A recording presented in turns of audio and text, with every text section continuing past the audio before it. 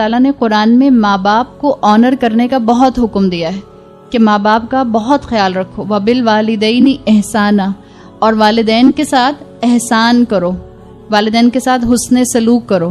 یہ نہیں بتایا کس موقع پر حسن سلوک کرو، یہ بتایا کس موقع پر حسن سلوک کرو. وَبِالْوَالِدَيْنِ احسانا کا مطلب کیا ہے؟ والدین کے ساتھ حسن سلوک کرو کب؟ جب وہ بوڑھے ہو جائیں؟ نہیں، جب بھی قرآن میں وہ الگ آپ کو سینیریو ملتا ہے سورہ بنی اسرائیل میں کہ جب ان میں سے کوئی ایک بوڑھا ہو جائے تو تب تم ان کو اف تک نہ کہو، لیکن آپ پورے قرآن میں کئی دفعہ دیکھتی ہیں قرآن میں آتا ہے وَبِالْوَالِدَيْنِ احسانا، اور والدین کے ساتھ حسن سلوک کرو. کس موقع پر؟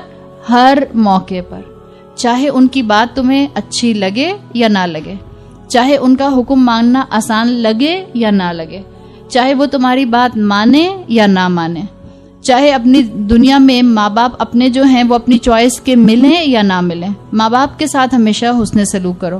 تو اللہ تعالیٰ نے والدین کی رائٹس جو ہیں وہ قرآن میں بتائے ہیں. اللہ نے قرآن میں کہا انشکر لی ولی والدیک، میرا شکر ادا کرو اور اپنے دونوں والدین کا شکر ادا کرو. اور پھر آگے کہا وَإِن جَاهَدَاكَ عَلَىٰ أَن تُشْرِكَ بِي مَا لَيْسَ لَكَ بِهِ علم، اگر تمہارے والدین میں سے کوئی تمہارے خلاف سٹرگل کرے، یعنی ان میں سے کوئی تمہیں شرک کرنے کا کہے، تو پھر تم ان کی بات نہیں مانو گے. لیکن آیت شروع کیسے کی تھی؟ انشکر لی ولی والدیک، شکر آپ کو ان کے شرک کی کنڈیشن میں بھی ادا کرنا ہے. یعنی اگر والدین مشرک بھی ہوں تب بھی آپ کو ان کے ساتھ حسن سلوک کرنا ہے. ابراہیم علیہ السلام کے بارے میں سوچیں، ابراہیم علیہ السلام کے والد مسلم تھے یا مشرک تھے؟ مشرک تھے، اور وہ چیف پریسٹ تھے اس جگہ کے جہاں پر بت بنائے جاتے تھے اور ان کی ورشپ کی جاتی تھی.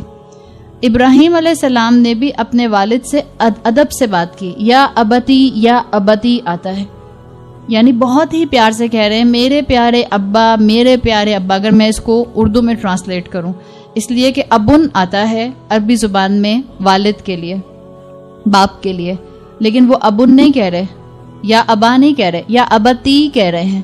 یہ تا کیا ہے؟ بہت ہی محبت کے لیے ایڈریس کرنے کے لیے آتی ہے. میرے پیارے ابا، میرے کیوٹ ابا. آپ نے آخری دفعہ اپنے ابا کو کب کہا تھا؟ میرے پیارے ابا، میرے کیوٹ ابا، میرے لونگ ابا کہا تھا آخری دفعہ؟ کب کہا تھا؟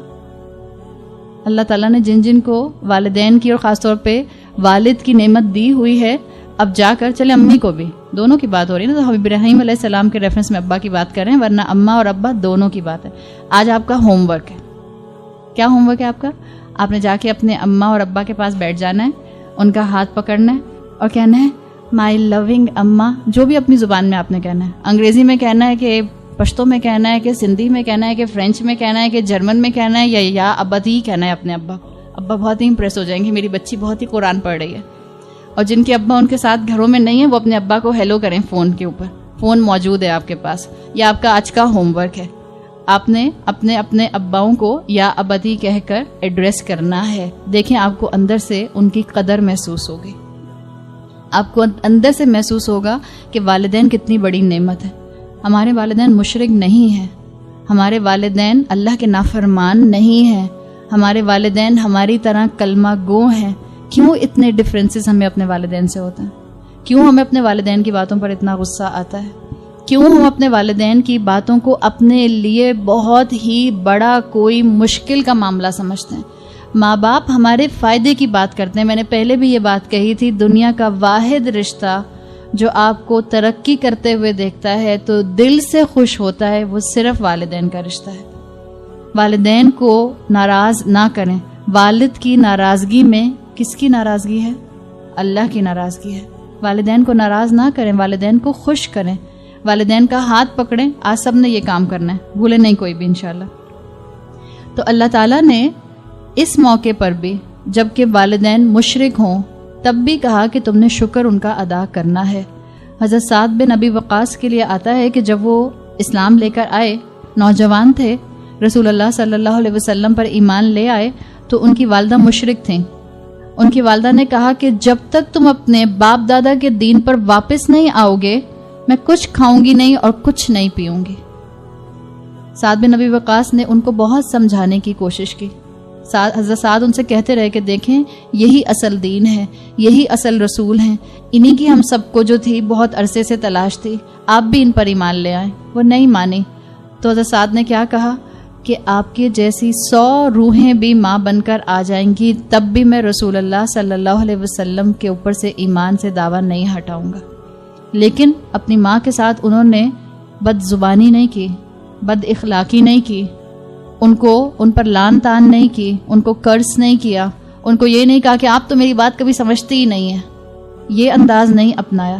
مشرک والدہ سے بھی کس محبت سے انہوں نے بات کی کہ ان کو یہ کہا کہ آپ بھی اس دین کی طرف آنے کی کوشش کریں، بالکل جیسے ابراہیم علیہ السلام نے اپنے والد کو بہت ریکویسٹ کر کے کہا کہ آپ اس دین کو سمجھیں، اور پھر آخر میں کیا کہا، میں آپ کے لیے اللہ سے آپ کی مغفرت کی دعا کروں گا تاکہ اللہ آپ کو ہدایت کی توفیق دے دے۔ یہ تو ایکسٹریم ہے جو آپ کے اور میرے سامنے ہے کہ ماں باپ کے ساتھ مجھے اور آپ کو کس رویے کو اڈاپٹ کرنے کا کہا گیا ہے۔ These are extremes. آپ کی اور میرے والدین آپ کی اور میرے سامنے موجود ہیں۔ ہمیں اپنے والدین اچھے نہیں لگتے اس لیے کہ ہمیں لگتا ہے وہ ہماری خوشیوں کے قاتل ہیں، اور خاص طور پہ میں ینگ کراؤڈ کی بات کر رہی ہوں۔ جب انسان شادی شدہ ہو جاتا ہے تب اس کو احساس ہوتا ہے، اور خاص طور پہ جب اس کی اپنی اولاد سامنے آتی ہے تب اس کو احساس ہوتا ہے کہ ماں باپ کا ہر حکم کتنا حکمت سے بھرا ہوا تھا، ماں باپ کا ہر وہ کام جس سے انہوں نے مجھے روک لیا اس میں کتنا میرا فائدہ تھا، ماں باپ کی ہر نصیحت کتنی میرے لیے فائدہ مند تھی۔ یہ باتیں ہمیں اس وقت یاد آتی ہیں جب یا تو ماں باپ سامنے ہوتے نہیں ہیں یا جب ہمیں اللہ تعالیٰ اپنی اولاد دے دیتا ہے۔ تو اپنی زندگی میں ماں باپ کی قدر کریں، اپنی زندگی میں ان کی خدمت کریں۔ اللہ نے آپ سب کی زندگی میں اگر والدین کو دیا ہے تو آپ کے لیے جنت کا ایک دروازہ کھلا ہوا ہے۔ رمضان کا مہینہ اور والدین کو خوش رکھنا، ان سے ناراضگی نہ کرنا، اس سے بڑی تو کوئی چیز ہو نہیں سکتی۔ اللہ سے دعا کریں کہ اللہ مجھے اپنے والدین کی خدمت کرنے والا بنائے۔ اللہ سے دعا کیا کریں کہ اللہ مجھے اپنے والدین کے لیے صدقہ جاریہ بننا کی توفیق عطا فرمائے۔ یہ کام آپ نے اور میں نے سیکھنے ہیں۔